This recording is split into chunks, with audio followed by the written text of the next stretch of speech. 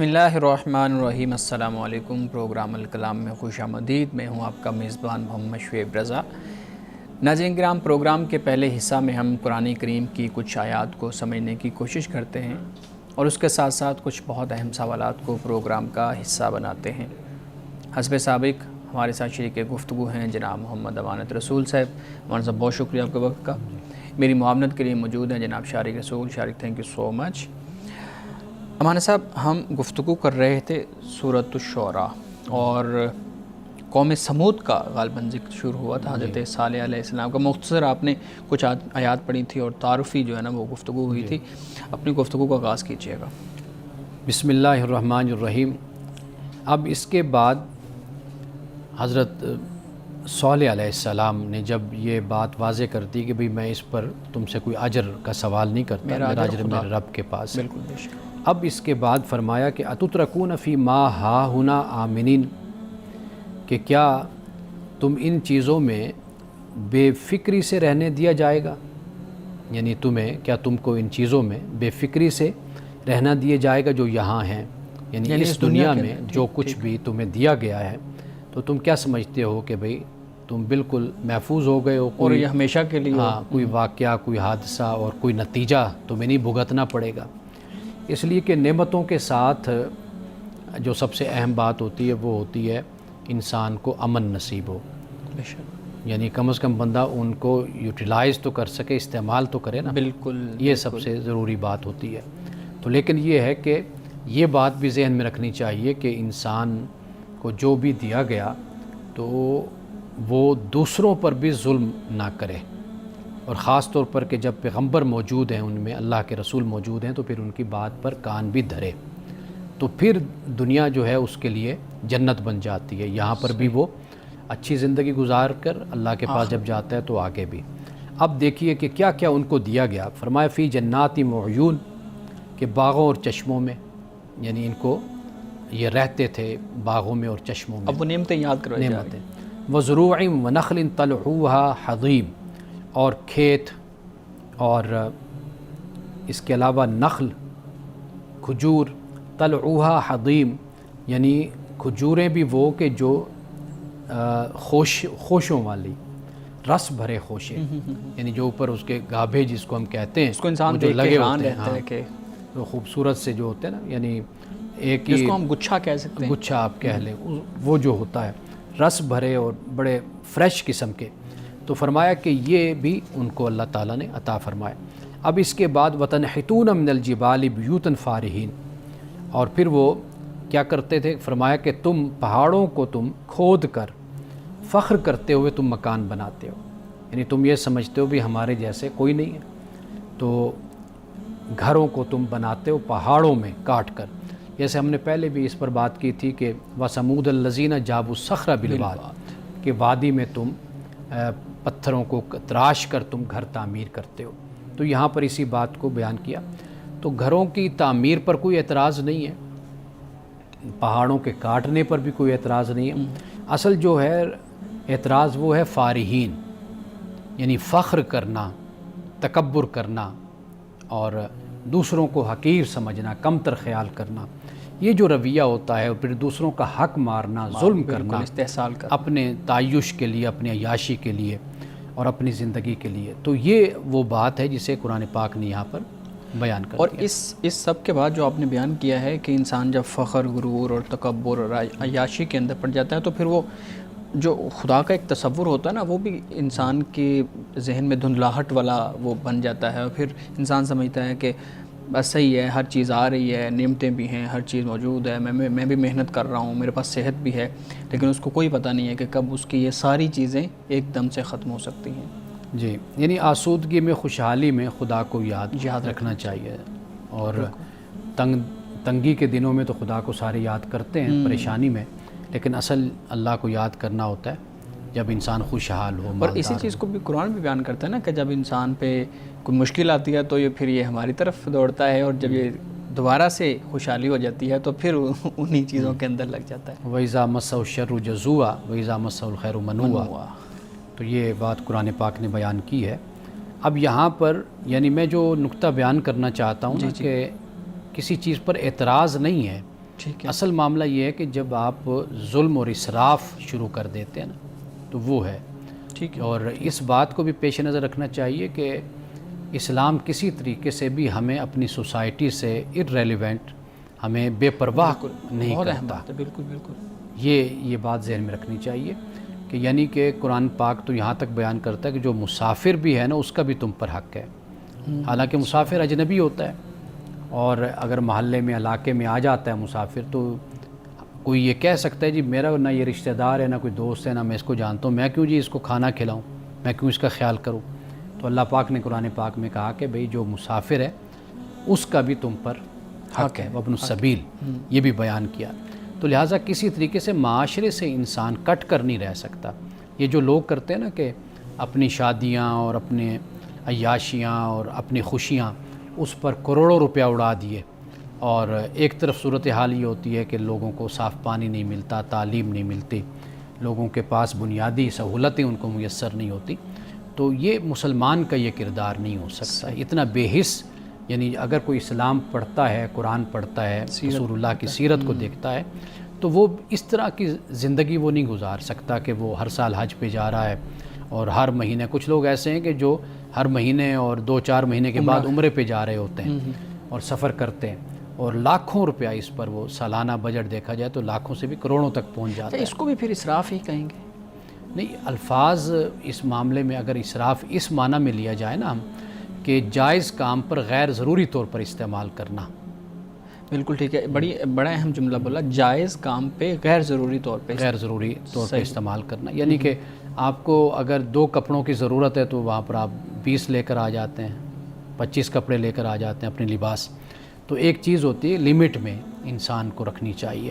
لیکن اگر ایک انسان کہتا ہے کہ تو میرا پیسہ ہے، میں اسے اپنی مرضی سے استعمال کروں، جہاں مرضی لگاؤں، تو یہ میرا حق ہے، میرا چاہے جتنا مرضی اسراف کروں، تو یہ غلط کیسے ہے اگر ایک انسان ایسا سوچتا ہے؟ دیکھیے کچھ اخلاقی ضابطے اور قیود اور حدود بھی ہوتی ہیں نا.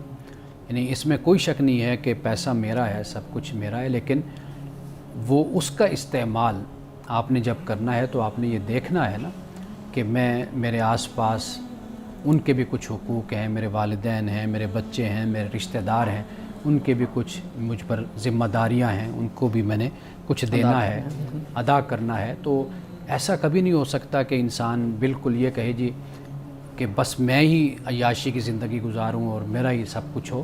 تو لیکن یہ ہے کہ اس کے پھر دوسرے سائیڈ ایفیکٹس بھی پھر سامنے آنا شروع ہو جاتے ہیں نا.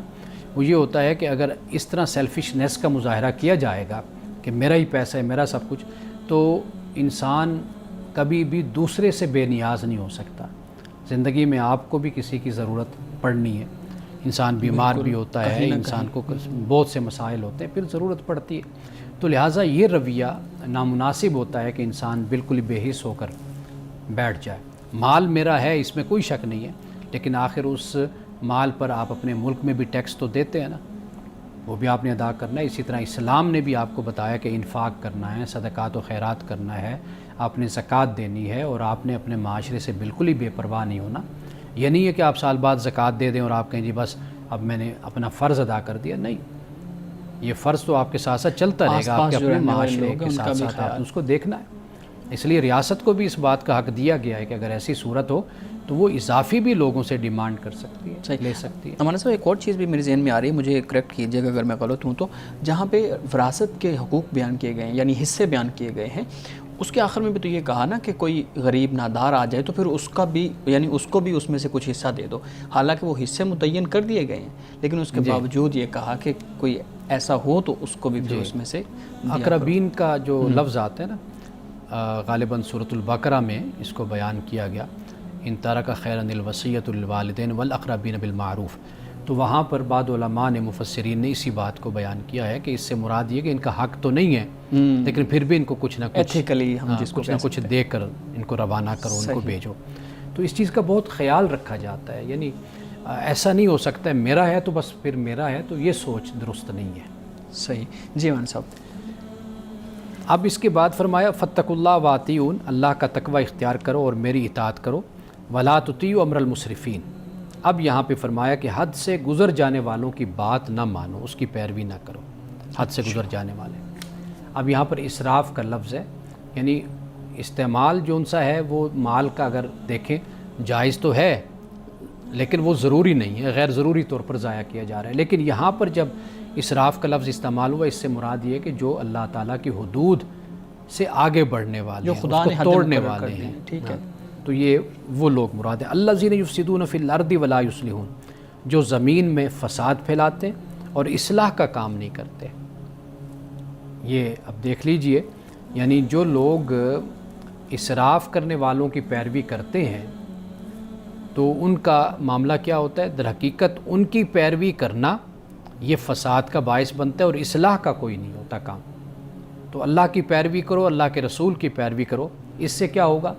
اس سے یہ ہوگا کہ آپ اصلاح کرنے والے بن جائیں گے، آپ فساد پھیلانے والے نہیں ہوں گے۔ اچھا مولانا صاحب یہ بتائیے گا کہ جو انکار خدا ہے وہ فساد کیسے بن جاتا ہے؟ مثال کے طور پہ ایک شخص ہے کہ وہ خدا کو نہیں مان رہا لیکن وہ اپنی زندگی بہتر طریقے سے گزار رہا ہے، جیسے ہم دیکھتے ہیں کہ کئی ممالک ایسے ہیں جہاں پہ انکار خدا کو باقاعدہ طور پہ لوگ برملا کہتے ہیں کہ جی ہم نہیں مانتے، ہم کسی خدا کو نہیں مانتے، ہم ملحد ہیں، یا اور چیزیں اس میں شیئر کر دیتے ہیں۔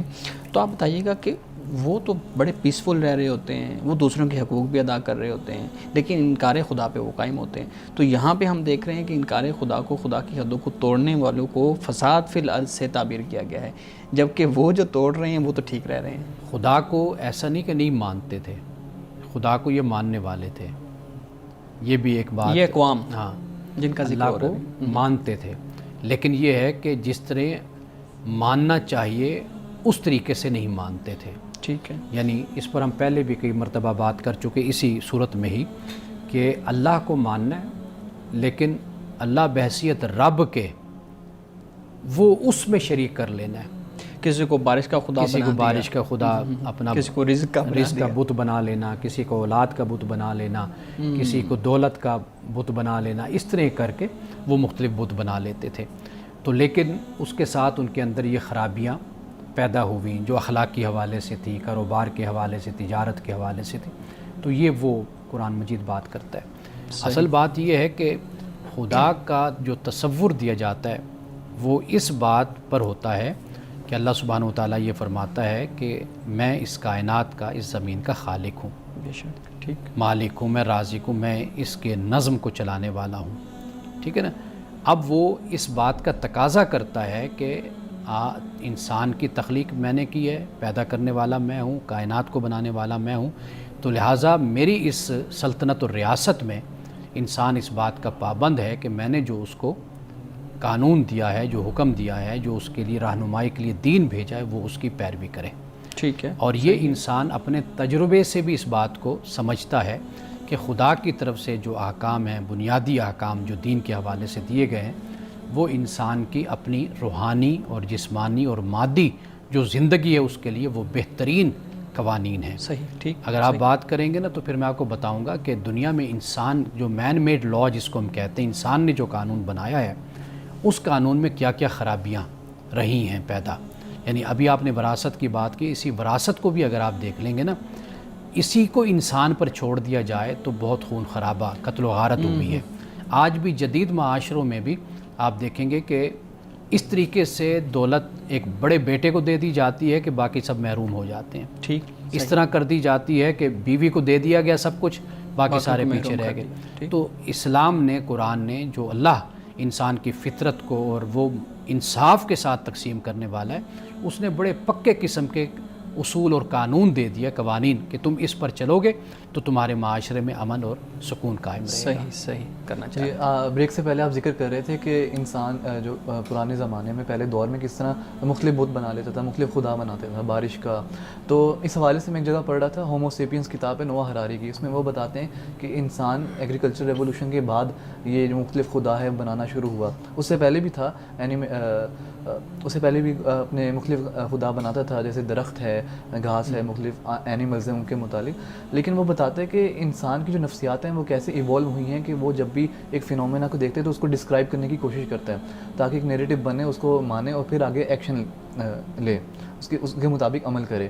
تو آپ جس طرح بیان کر رہے ہیں کہ انسان خدا کو مختلف خدا جو ہے اپنی جانب سے تشکیل دیتا ہے, وہ تو انسان کی نفسیات میں ہی ایک طرح سے اس کی نفسیات کا عنصر ہے کہ وہ اس کے لیے ضروری ہے کہ وہ خدا کے جو کانسیپٹ ہے وہ تشکیل دے تاکہ اس کے مطابق پھر عمل کرے. جیسے بارش کا خدا ہے, بادلوں کا خدا ہے کہ بارش برسے گی, کھیت جو ہیں وہ گرو کریں گے, پھلیں گے, پھولیں گے. تو یہ تو انسانی کی نفسیات کا ایک عنصر ہے, انسان کی اپنی کا اس میں غلطی ہے. دیکھیے صدیوں سے انسان یہ سفر کرتا آ رہا ہے, اور آپ یہ بنیادی طور پر آپ یہ بات دیکھیں نا کہ جہاں کا بھی انسان ہے, جس معاشرے کا اور جس زمانے کا بھی انسان ہے, اس نے خدا کے تصور کو تو اپنے ساتھ رکھا ہے نا.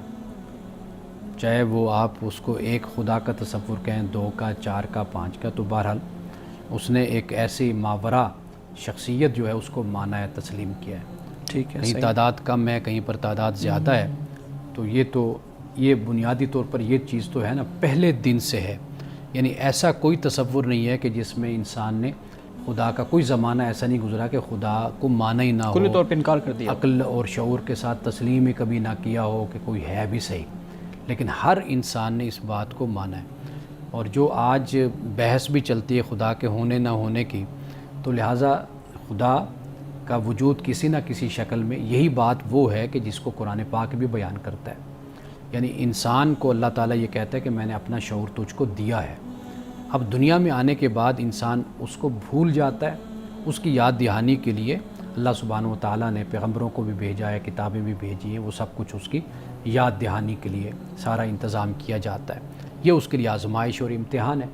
تو لہٰذا کم از کم اتنی بات تو ہے نا کہ بنیادی طور پر خدا کا تصور, اس کو پھر آپ اپنے انداز سے جس طرف لے کر جانا چاہیں, اس کو نفسیاتی مسئلہ کہہ لیں, اس کو ضرورت کہہ لیں, کچھ بھی اس کو کہہ لیں, لیکن بہرحال ہر معاشرے میں, ہر زمانے میں خدا کا تصور کسی نہ کسی صورت میں موجود ہے.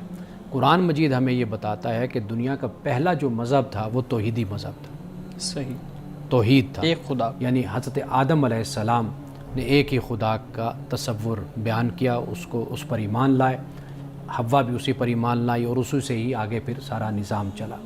تو بنیادی طور پر تو وہ تصور اپنی جگہ پر موجود ہے. باقی مفکرین ہیں وہ اپنے تصورات اور اپنے خیالات وہ بیان کرتے رہتے ہیں. صحیح. مان صاحب, اگر آیات مکمل ہو گئی ہیں تو کچھ اہم سوالات ہیں وہ ہم شروع کر لیں.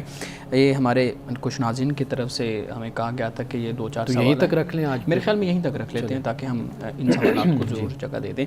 امان صاحب, سفر کا مہینہ چل رہا ہے, اسلامی سال کو اگر ہم دیکھیں تو یہ دوسرا مہینہ شمار کیا جاتا ہے.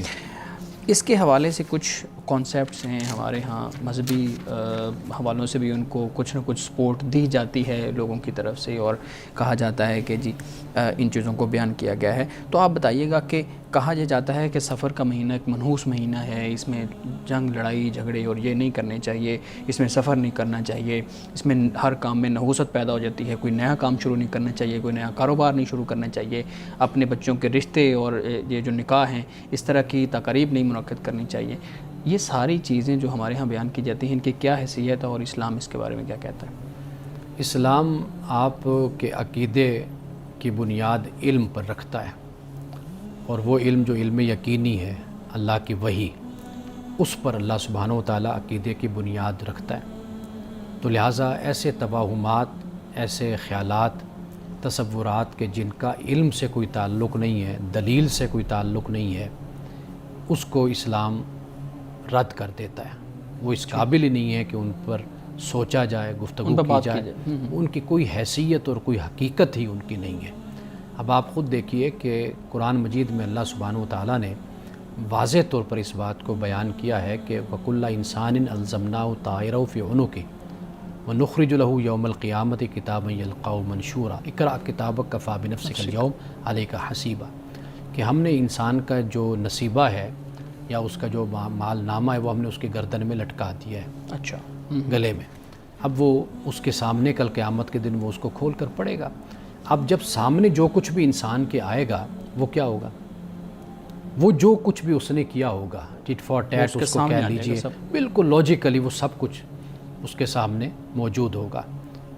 اب قرآن یہ بتاتا ہے کہ جو نتیجہ ہے وہ در حقیقت انسان کے عمل کا ہے.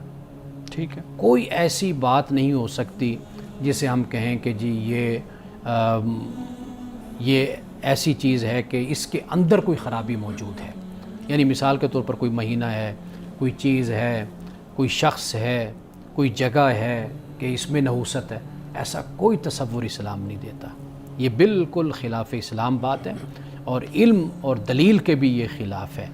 تو لہٰذا مثال کے طور پر آپ نے سفر کا ذکر کیا، میں پڑھ رہا تھا حضرت خدیجہ الکبریٰ رضی اللہ تعالی عنہا سے آپ کا نکاح سفر کے مہینے میں ہوا. اچھا، رسول اللہ صلی اللہ علیہ وسلم کا نکاح حضرت خدیجہ سے سفر کے مہینے میں ہوا.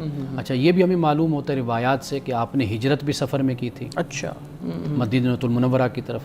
اگر خدا نہ خواستہ ایسی کوئی بات ہوتی تو سب سے پہلے رسول اللہ فرماتے کہ نہیں، سفر میں نہیں ہم جائیں گے، ہجرت کریں گے، ہم اگلے مہینے میں کریں گے. تو ایسا ہو ہی نہیں سکتا. رسول اللہ نے خود فرمایا کوئی بدشگونی نہیں ہے، اور کوئی سفر میں کوئی ایسا نہیں. الو کے بارے میں لوگوں کا کہنا تھا یہ منحوس پرندہ ہے، تو پرندہ کہتے ہیں نا ہم اس کو، منحوس پرندہ کہتے ہیں. تو یہ جو ہے کہتے ہیں نحوست بیٹھ جاتی ہے جہاں پہ بیٹھتا ہے، لیکن رسول اللہ نے فرمایا اس میں کوئی نحوست نہیں ہے. تو یہ باتیں تو بالکل اسلام کے مزاج سے ہی مطابقت نہیں رکھتی. یہ باتیں اسلام کا یہ مزاج ہی نہیں ہے. مسلمان قرآن مجید پڑھے، رسول اللہ صلی اللہ علیہ وسلم کی حدیثیں اور سیرت کو پڑھے، تو یہ جو کچھ بھی ہے یہ اصل میں بدبختی ہماری ہے، بد نصیبی کہ ہم خود قرآن سے دور ہو گئے. قرآن اتنا انسان کو وزڈم دیتا ہے اور اتنا لاجیکلی بات کو سمجھا دیتا ہے کہ اس کے بعد ان چیزوں کی گنجائش ہی نہیں رہتی. صحیح. تو پھر یہ جو کہا جاتا ہے کہ اس مہینے کے اندر بلائیں اترتی ہیں، اور غالباً کہیں یہ بھی بیان کیا جاتا ہے کہ رسول اللہ صلی اللہ علیہ وآلہ وسلم پہ جادو ہوا تو اس مہینے میں ہوا تھا، بیماری آ گئی تھی، اور یعنی ان ساری چیزوں کا نا ایک وہ جیسے کہتے ہیں نا کنیکٹنگ دا ڈاٹس، وہ بنا کے پیش کیا جاتا ہے، اور اس کے بعد پھر یہ ثابت کیا جاتا ہے کہ اس مہینے کے اندر ہی نحوست ہے اور اس مہینے میں بلائیں اترتی ہیں. دیکھیے، قرآن مجید جیسے میں نے پہلے بیان کیا نا، اس کے بعد کوئی اس طرح کی بات کی گنجائش نہیں رہتی. یہ جو روایات ہیں یہ سنی سنائی باتیں بھی ہوتی ہیں، اور اس میں اکثر یہ بات آپ یاد رکھیے کہ جو اس طرح کی توہمات کی باتیں ہوتی ہیں نا، بدشگونی کی باتیں، نحوست کی باتیں، اور نعوذ باللہ پھر ان کو روایات کے طور پر اور منسوب کر کے ان کو بیان کیا جاتا ہے، یہ اکثر ضعیف کیا یہ موضوع ہوتی ہیں. ان کا کوئی بھی وجود نہیں ہوتا. بس لوگوں میں یہ چیزیں پروان چڑھ جاتی ہیں اور مشہور ہو جاتی ہیں.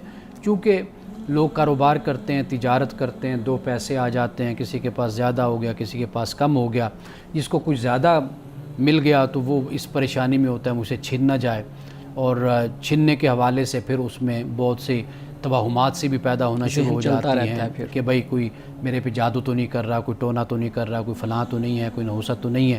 تو وہ جو ایک انسیکیورٹی انسان فیل کرتا ہے نا، یہ در حقیقت اس کا پھر نتیجہ ہوتا ہے کہ پھر انسان اس راستے پر چل پڑتا ہے. صحیح. خوش آمدید مولانا صاحب. اس حوالے سے آخری سوال آپ کے سامنے رکھتا ہوں، مختصر اس کا جواب دیجیے گا. ہمارے ہاں کہا جاتا ہے کہ جیسے ہی سفر اور محرم اور سفر کا خاص طور پہ سفر کا مہینہ شروع ہو تو اپنے گھر میں جھاڑ پھونک جو ہے نا وہ کر لینی چاہیے، کوئی چیز پڑھ کے پھونک لینی چاہیے، کوئی تعویذ کسی سے لا کے وہ رکھ دینی چاہیے، کسی چیز کا دھواں جو ہے نا وہ گھر کے اندر ہمیں ضرور اس کو پھیلا دینا چاہیے تاکہ ان ساری یہ چیزیں نکل جائیں. ان کی کیا حیثیت ہے؟ اوبیسلی آپ نے ساری چیزوں کو بیان کر دیا ہے، لیکن الگ سے اس کا بھی بتا دیں. جو مسلمان گھر میں نماز پڑھتا ہے نا، قرآن مجید کی تلاوت کرتا ہے اور اپنے بچوں کو ادب سکھاتا ہے، تربیت دیتا ہے، اس گھر میں کبھی کچھ بھی نہیں ہوتا. یہ صرف وہی گھر ہوتے ہیں جہاں پر کوئی نماز نہیں پڑھتا، کوئی قرآن نہیں پڑھتا، کوئی اللہ کو یاد نہیں کرتا، اللہ کی فرمانبرداری نہیں ہوتی. یہ ساری نحوستیں انہی اعمال کی وجہ سے ہوتی ہیں. یہ کوئی ایسی چیز نہیں جو اوپر سے اترتی ہو یا کہیں سے آ جاتی ہو. یہ وہی ہوتا ہے جو ہمارے اعمال ہوتے ہیں. قرآن پاک نے اس کو بالکل واضح طور پہ بیان کیا ہے کہ بھئی ما صابہ کا ہے نا مصیبت، کہ جو بھی تمہیں مصیبت آتی ہے وہ پہلے لکھا ہوتا ہے اس کو کتاب میں. کتاب سے مراد یہ کہ وہی تمہارا جو عمل ہوتا ہے، تم نے جو کرنا نتیجہ ہوتا ہے، اسی کے مطابق وہ سارا کچھ تمہیں مل جاتا ہے. ٹھیک. اور من حسنۃ فمن اللہ و ما صابک من سیئۃ فمن نفسک، یہ تمہاری اپنی طرف سے یہ ساری تکلیف اور تمہیں آتی ہے، تمہارے اپنے اعمال کی شامت ہوتی ہے. یہ بنیاد ہے. باقی یعنی ہم نے لوگوں کو دیکھا ہے کہ نہ نماز، نہ روزہ، نہ زکوٰۃ، نہ حج، نہ خدا کی یاد، کچھ نہیں ہے، اور پھر وہ گھر میں مطلب ہے کہ کبھی وہ دھونی دے رہے ہوتے ہیں، کبھی کوئی جھاڑ پھونک کروا رہے ہوتے ہیں. اصل چیز یہ ہے کہ آپ اللہ سے اپنے تعلق کو مضبوط کریں، باقی یہ ساری چیزیں بے معنی سی ہو جاتی ہیں۔ صحیح صحیح۔ جی شارق پلیز سوال رکھیں۔ میں اسی کے متعلق پہلے سوال کرنا چاہوں گا کہ ہم دیکھتے ہیں جو لوگ نان مسلم بھی ہیں، جو لوگ اللہ کو نہیں مانتے، کسی مذہب کو نہیں مانتے، وہ امیر بھی ہوتے ہیں، طاقتور بھی ہوتے ہیں، خوشحال بھی ہوتے ہیں، ان کے گھروں میں تو بے برکتی نہیں دیکھنے کو ملتی۔ تو پھر اس بات کو کیسے سمجھا جائے کہ اگر ایک انسان اللہ کو نہیں مانتا، قرآن نہیں پڑھتا، وہاں پر اچھے اعمال نہیں کرتا، تو وہاں اس کے گھر میں بے برکتی ہوگی؟ دیکھیے آپ نے جو بات کی نا، وہاں بھی مسائل ہیں، مغرب میں بھی، کیونکہ میں کچھ وقت وہاں گزار کر آیا ہوں، تو وہاں پر بھی گھروں میں جن بھوت کے مسئلے ہوتے ہیں، اچھا، وہ لوگ بھی پریشان ہوتے ہیں۔ تو ایسا نہیں ہے، یہ جو جسے ہم توہم کہتے ہیں، سپرسٹیشن کہتے ہیں اس کو انگلش میں، یہ اب انگلش میں اگر یہ لفظ ہے تو مطلب یہ کہ وہاں پر بھی کوئی اس کی شکل، کوئی صورت موجود ہوگی۔ تو ایسا نہیں ہے کہ وہاں پر یہ چیز لوگ نہیں فیل کرتے یا محسوس نہیں کرتے، بلکہ کئی جگہوں پر تو بہت زیادہ اس کے بارے میں لوگ سوچتے ہیں۔ تو یہ الگ بات کہ ہم کہتے ہیں کہ ادھر سائنٹیفک نالج ہے، سب کچھ ہے، لیکن بہرحال یہ چیزیں بھی وہاں پر موجود ہیں۔ نفسیاتی مسائل بھی انسانوں کے ہوتے ہیں اور اس طرح کے دیگر کیفیات۔ جہاں تک برکت کی بات ہے نا، برکت انسان کے عمل کی ہوتی ہے، یہ یاد رکھیے۔ یعنی پیسے میں برکت ہے، کیوں برکت ہے؟ اس لیے کہ معاشرے میں بدعنوانی نہیں ہے، لوگ مہنگائی نہیں کرتے، جان بوجھ کر لوگوں کی جیبیں نہیں کاٹتے، لوگوں کے ساتھ زیادتی نہیں کرتے، تو وہاں پر پیسوں میں برکت ہوتی ہے۔ اور معاشی استحکام ہوتا ہے، تو معاشی استحکام ہوتا ہے تو وہاں پر برکت ہوتی ہے۔ اور پھر یہ ہے کہ اتفاق میں برکت بھی کہا جاتا ہے۔ آپ ایک گھر میں رہتے ہیں، پیار محبت ہے، ایک دوسرے کا عزت احترام ہے، ایک دوسرے کے کام آتے رہتے ہیں، تو اس میں بھی برکت پیدا ہو جاتی ہے۔ جہاں پر رشتے ٹوٹ جاتے ہیں، طلاقیں ہو جاتے ہیں، ایک دوسرے سے بہن بھائی لڑتے ہیں، ناراض رہتے ہیں ہر وقت، وہاں پر پھر وہ برکت کا جو تصور ہوتا ہے، برکت کا تصور کیا ہے؟ وہ یہی ہے کہ انسان امن محسوس کرتا ہے، خوشی میں رہتا ہے، ذہنی سکون میں رہتا ہے، اس کے پاس پیسے دولت وافر رہتی ہے، ضروریات سے بھی زیادہ اس کے پاس رہتا ہے، یہ نہیں ہوتا کہ وہ مانگتا پھرے، تنگ دست رہے۔ تو یہ چیزیں برکت میں یہ چیزیں شمار ہوتی ہیں۔ تو لہٰذا اس کو بھی سائنٹیفکلی دیکھا جائے، جب ہم یہ کہتے ہیں نا قرآن پڑھیں، آپ نماز پڑھیں، تو واضح بات ہے کہ آپ کو روحانی سکون ملتا ہے، آپ اللہ کی طرف متوجہ رہتے ہیں، آپ قرآن مجید تلاوت کرتے ہیں، ترجمہ پڑھتے ہیں، اس سے آپ کو پتہ چلتا ہے کہ خدا آپ سے کیا بات کہہ رہا ہے۔ تو یہ چیزیں پھر برکت اور سکون کا باعث انسان کے لیے بنتی ہیں۔ اچھا، اللہ ہم سے تقاضا کرتا ہے کہ ہم ایک اچھا انسان بنیں، اپنی تطہیر کریں، تزکیہ کریں، لیکن جو ہمارے جیسے معاشرے ہیں، کیا وہاں پر اچھا انسان بن کر رہنا ممکن ہے؟ کیونکہ ہمارے ہاں جو ایک چالاک سمجھدار انسان ہوتا ہے، بظاہر وہ سچویشنز کو ایسے نیویگیٹ کرتا ہے کہ وہ اس قصوروار بھی ہو تب بھی وہ جو ہے وہ کیا کہتے ہیں، اس کو قصوروار نہیں سمجھا جاتا، اور ایک شخص جو کہ سادہ ہے، سیدھا ہے بظاہر، وہ ایسی سچویشنز میں بھی پھنس جاتا ہے جہاں پر وہ قصوروار نہیں ہوتا۔ تو کیا ہمارے جیسے معاشرے میں اچھا انسان بن کر رہنا ممکن ہے اگر ہم حالات کے مطابق اپنے آپ کو ڈھالیں اور تیزی اختیار کریں؟ تو کیا اللہ تعالیٰ اس ہمیں معاف کر سکتے ہیں اس سلسلے میں؟ دیکھیے، اچھا بننا یہ ہر انسان کی ذمہ داری ہے۔ یعنی ہم کبھی بھی اجتماعی ماحول کی بنیاد پر فرد کو اگنور نہیں کر سکتے۔ اگر ہم فرد کو اگنور کرتے رہیں گے تو اجتماعی ماحول کبھی ٹھیک نہیں ہوگا۔ ایک ایک فرد اگنور ہوتا رہے گا۔ ہاں، میں اگر اپنے بارے میں یہ سوچوں کہ معاشرہ ایسے ہے تو ٹھیک ہے، مجھے کیا فرق پڑتا ہے، میں نہیں اچھا بنتا۔ لیکن وہ قول میں نقل کیا کرتا ہوں کہ کسی نے کہا تھا کہ اگر تم اپنے آپ کو ٹھیک کر لو تو کم از کم دنیا میں ایک بدمعاش تو کم ہوگا نا۔ تو اس لیے اجتماعی ماحول کی خرابی کی بنیاد پر ہم یہ نہیں کر سکتے کہ ہم فرد کو ہی بالکل کہہ دیں کہ بس کوئی بات نہیں ہے، لیکن ہاں یہ ہم کہہ سکتے ہیں کہ فرد اپنی کوشش کو جاری رکھتا ہے، اللہ کے ہاں اس کی کوشش کا حساب و کتاب ہوگا۔ یعنی مثال کے طور پر آپ 1 من وزن اٹھا سکتے ہیں تو میں 1 من نہیں اٹھا سکتا، میں 20 کلو اٹھا سکتا ہوں تو مجھ سے 20 کلو کا ہی سوال ہوگا۔ صحیح۔ یعنی آپ ایک ایسے معاشرے میں ہیں کہ جہاں پر کرپشن ہے، بدعنوانی ہے، آپ سے تقاضا یہ کیا جاتا ہے کہ آپ اپنے آپ کو بچائیں، جہاں تک ہو سکتا ہے اپنے آپ کو بچائیں، کوشش کریں اس بات کی۔ آپ اپنی نیک نیتی کے ساتھ اپنے آپ کو بچاتے ہیں، اگر کہیں پر آپ انوالو ہو جاتے ہیں، کوئی خرابی آپ کے کردار میں پیدا ہو جاتی ہے تو اللہ تعالیٰ وہ معاف کرنے والے، اللہ آپ سے آپ کی ہمت اور استطاعت کا سوال کرے گا۔ صحیح۔ ہمارے معاشرے میں خواہشات کے حصول کو برا سمجھا جاتا ہے، غلط سمجھا جاتا ہے، اور مذہب کے ذریعے بھی اس چیز کو جسٹیفائی کیا جاتا ہے کہ انسان اپنی خواہشات کا حصول نہ کرے۔ لیکن اللہ تعالیٰ نے ہی ہمارے اندر خواہشات رکھ کر ہمیں بھیجا ہے، تو پھر خواہشات کو برا کیوں سمجھا جاتا ہے ہمارے یہاں؟ دیکھیے خواہشات کو برا نہیں سمجھا جاتا. دو لفظ یاد رکھیے، ایک نفس کشی، ایک ضبط نفس. نفس کشی کا میں قائل نہیں ہوں، میں ضبط نفس کہتا ہوں کہ اصل اس کی تعلیم اسلام دیتا ہے، نفس کو کنٹرول کرنے کے لیے. جیسے میں نے ایک موقع پر حدیث بیان کی تھی کہ رسول اللہ صلی اللہ علیہ وسلم نے نوجوانوں سے یہ فرمایا کہ نکاح کرو، شادی کرو، اور آپ نے فرمایا کہ یہ نظروں میں حیا کا باعث بنتا ہے نکاح اور شرمگاہ کی حفاظت کا، اور فرمایا کہ جو استطاعت نہیں رکھتا نوجوان تو وہ روزے رکھے. روزہ اس قوت کو توڑتا ہے. یعنی روزے سے کیا ہوتا ہے، آپ پاکیزگی کے تصور میں رہتے ہیں، ایک حالے میں رہتے ہیں نیکی کے. اس سے کیا ہوتا ہے، انسان پھر اپنے آپ کو برائی سے بچاتا ہے کہ نہیں میں روزے سے ہوں، یہ میں نے برا کام نہیں کرنا. تو یہ جو تزکیہ نفس انسان میں پیدا ہوتا ہے، احساس پیدا ہوتا ہے، یہ انسان کو گناہ سے روکتا ہے. تو اسلام میں ضبط نفس کی تعلیم ہے. اور جو ہوا کا لفظ قرآن نے استعمال کیا ہے وہ ہے کہ انسان اپنی خواہشات کا غلام بن جاتا ہے. افرأیت من اتخذ الہہ ہواہ، کیا تو نے دیکھا اس شخص کو جس نے اپنی خواہش کو اپنا خدا بنا لیا، اپنا الہ معبود بنا لیا. یہ اصل میں اسلام کے ہاں مذموم ہے، قرآن کے ہاں. خواہشات مذموم نہیں ہیں، خواہشات آپ ضرور رکھیں، بلکہ یہ خواہشات ہی ہوتی ہیں کہ جس کی بنیاد پر انسان محنت کرتا ہے، آگے بڑھتا ہے، ترقی کرتا ہے. تو جو مذموم چیز ہے نا، جس کی مذمت ہے، وہ در حقیقت انسان کی وہ خواہشات ہیں کہ جو انسان کو ظالم بناتی ہیں، بددیانت بناتی ہیں، خائن بناتی ہیں، جھوٹا بناتی ہیں. اصل میں وہ خواہشات وہ ناپسندیدہ. اور میں اس ضمن میں پوچھ رہا ہوں کہ جب ایک لڑکا ہوتا ہے یا پھر کوئی نوجوان ہوتا ہے، اس کی زندگی کے متعلق مختلف خواب ہوتے ہیں، وہ کوئی کیریئر آپٹ کرنا چاہتا ہے، اپنی مرضی کے مطابق کچھ کرنا چاہتا ہے، تو اس کو بہت ہی نیگیٹو لائٹ میں دکھایا جاتا ہے سوسائٹی میں. اور ماں باپ کی جانب سے میں نے دیکھا ہے، سننے کو ملتا ہے کہ اپنے بچے کو سمجھاتے ہیں کہ ایسا نہیں بننا، آپ نے فرما برداری کرنی ہے، اور اس طرح کا نہیں بننا کہ صرف اپنی مرضی آپ کریں اور اپنی مرضی کے مطابق زندگی گزار رہے ہیں، شہر چھوڑ دیا آپ نے، کہیں اور نکل گئے ہیں. تو اس طرح جو نیگیٹو لائٹ میں لوگوں کو دکھایا جاتا ہے جو اپنی مرضی کرنا چاہتے ہیں یا پھر اپنی مرضی کے مطابق چھوٹے چھوٹے جو شوق ہوتے ہیں، پروفیشنز کوئی اختیار کرنا، اس کو بھی برا سمجھا جاتا ہے. اس کانٹیکس میں پوچھ رہا ہوں کہ کیوں اس طرح نیگیٹیولی دکھایا جاتا ہے، اور مذہب کے ذریعے کیوں اس کو غلط سمجھا جاتا ہے؟ کہ ہر بچہ آزاد ہے، کسی پر کوئی پابندی نہیں ہے.